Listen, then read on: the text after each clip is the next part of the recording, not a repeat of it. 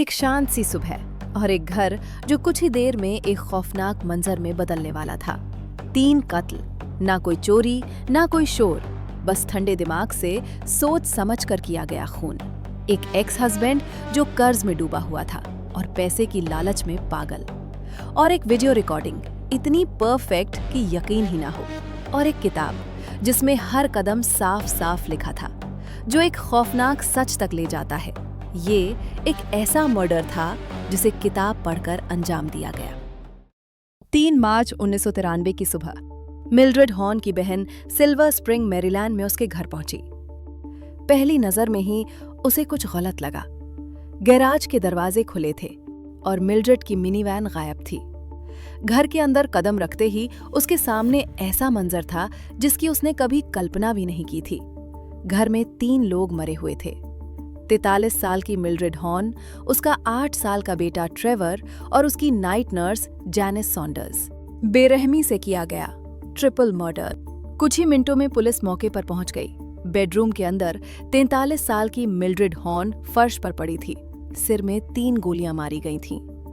8 साल का Trevor horn अपने रेस्पिरेटर के पास बेजान पड़ा था और 38 साल की जैनिस सॉन्डर्स, उसे 2 गोलियां मारी गई थीं। एक गोली सीधी आंख के आर पार। डिटेक्टिव्स ने पूरा सीन खंगाला। गहने, इलेक्ट्रॉनिक्स सब सुरक्षित थे। ना कुछ टूटा ना कुछ चुराया गया। सिर्फ मिल्ड्रेड के मिनी वैन और उसके क्रेडिट कार्ड गायब थे, जो बाद में घर से थोड़ी दूर फेंके हुए मिले। ये कोई डकैती नहीं थी, ये एक सोची समझी हत्या थी।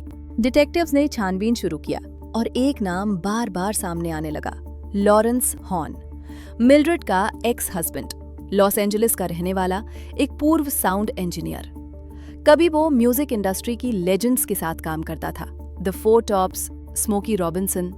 लेकिन 1990 आते आते हॉर्न का करियर पूरी तरह खत्म हो चुका था। वो कंगाल हो चुका था और चाइल्ड सपोर्ट का बकाया बढ़ता जा रहा था। मगर एक चीज थी जो उसने नहीं खोई थी, मकसद। सालों पहले एक हॉस्पिटल एक्सीडेंट के बाद उनके बेटे ट्रेवर के नाम $2 मिलियन का ट्रस्ट फंड बनाया गया था। वो पैसा सिर्फ ट्रेवर के इलाज और देखभाल के लिए था। ऐसा पैसा जिसे लॉरेंस छू भी नहीं सकता था जब तक ट्रेवर और मिल्ड्रेड दोनों जिंदा थे। जब पुलिस लॉस एंजलिस में हॉर्न तक पहुंची तो उसका रिएक्शन सबको चौंका गया। उसने ये नहीं पूछा कि कौन मरा, उसने सिर्फ एक सवाल किया, क्या मैं संदिग्ध हूं? हॉर्न ने कहा उस रात वो घर पर ही था, करीब 3000 मील दूर, और उसके पास सबूत भी था, एक अजीब सी वीडियो रिकॉर्डिंग। उस वीडियो में रात 11:45 कैलिफोर्निया टाइम के मुताबिक वो कैमरे से बात करता दिख रहा था, यानी कत्ल का वक्त। लेकिन उसमें सब कुछ बनावटी लग रहा था, जैसे सब पहले से रिहर्स किया गया हो, जैसे कोई स्क्रिप्ट फॉलो की जा रही हो। जैसे जैसे जांच आगे बढ़ी, सच्चाई सामने आने लगी। हॉर्न की बेटी टिफनी ने डिटेक्टिव्स को बताया उसके पिता ने उससे एक बार उसकी मां के घर की वीडियो बनाने को कहा था, यहां तक कि ट्रेवर का बेडरूम भी। उसने कहा था ये सब अच्छी यादों के लिए है। अब डिटेक्टिव्स समझ चुके थे, ये यादें नहीं थी, वो कुछ प्लान कर रहा था। उन्हें हॉर्न के अपार्टमेंट में मिल्ड्रेड के मोहल्ले का नक्शा बरामद हुआ। ये कोई इत्तेफाक नहीं था, ये एक पूरा ब्लूप्रिंट था। फोन रिकॉर्ड्स आते ही एक कनेक्शन सामने आ गया। हॉर्न बार बार डिट्रॉइट कॉल कर रहा था। वो नंबर था जेम्स एडवर्ड पेरी का, एक बैंक लुटेरा जो खुद को स्पिरिचुअल एडवाइजर बताता था। लेकिन पेरी का असली काम लोगों की हत्या करना था। हॉर्न के कजिन थॉमस टर्नर के जरिए दोनों के बीच सौदा तय हुआ। पेरी मैरीलैंड जाएगा, हॉर्न के परिवार को खत्म करेगा और सब कुछ एक चोरी जैसा दिखाएगा, और बदले में जैसे ही ट्रस्ट का पैसा मिलेगा हॉर्न उसे पैसे दे देगा। ये सब पूरी तरह सोची समझी साजिश थी। 2 मार्च 1993 को पेरी ने मैरीलैंड के एक मोटेल में चेक इन किया, मिल्ड्रेड के घर से बस कुछ ही मील दूर। उसने गोलियां, दस्ताने और एक टेप खरीदी और उसी रात घर में घुसा। सबसे पहले उसने मिल्ड्रेड को गोली मारी, फिर नर्स को और आखिर में ट्रेवर। पेरी ने मशीन का प्लग निकाला और उसे मरने के लिए छोड़ दिया। फिर वो मिनी वैन लेकर भाग गया, हाईवे पर बंदूक फेंकी और गायब हो गया, ठीक वैसे ही जैसा मैनुअल में लिखा था।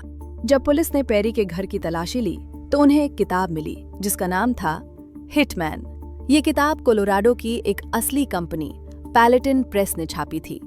उस किताब के अंदर कत्ल करने के हर एक स्टेप लिखे थे। किस तरह की बंदूक इस्तेमाल करनी है, सीरियल नंबर कैसे मिटाना है, दस्ताने पहनने हैं, मौके को लूट जैसा दिखाना है और बंदूक को हाईवे पर फेंक देना है। पेरी ने जो किया वो सब उसी किताब के मुताबिक था। उसने सचमुच कत्ल करने के लिए एक मैनुअल फॉलो किया था। अब इन्वेस्टिगेटर्स के पास सब कुछ था, मकसद, हत्यारा और दोनों के बीच का कनेक्शन। वायर टैप्स में पेरी और हॉर्न के बीच बातचीत पकड़ी गई, जिसमें वो डिलीवरी और पेमेंट की टाइमिंग पर बात कर रहे थे।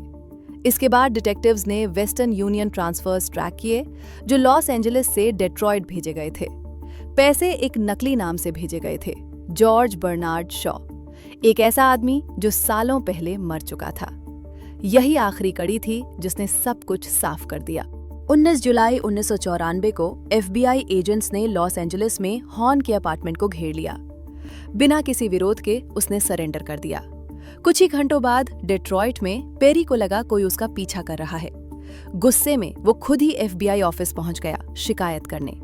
उसे जरा भी अंदाजा नहीं था वहीं उसकी गिरफ्तारी होने वाली थी।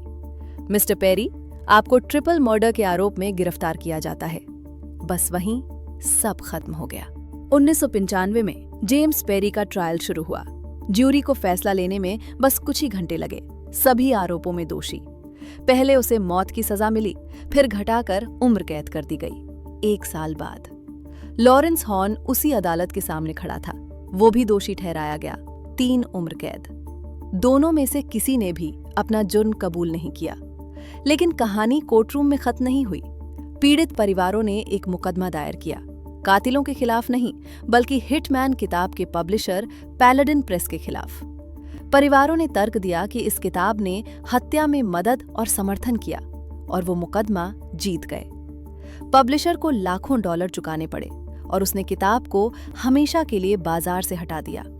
ये केस अमेरिकी फ्री स्पीच इतिहास के सबसे विवादित मामलों में से एक बन गया। जो कभी संगीत गढ़ता था उसने हत्या की साजिश कर ही एक माँ, एक बच्चा और एक नर्स सिर्फ लालच की वजह से मारे गए, और एक कातिल जो एक किताब के पीछे चल पड़ा ये मानकर कि वो उसे बच निकलने का तरीका सिखा देगी। लेकिन आखिर में हर मैनुअल अपने निशान छोड़ ही जाता है। देखने के लिए धन्यवाद। अनलीश को सब्सक्राइब करें और जानिए और भी अनकही कहानियां।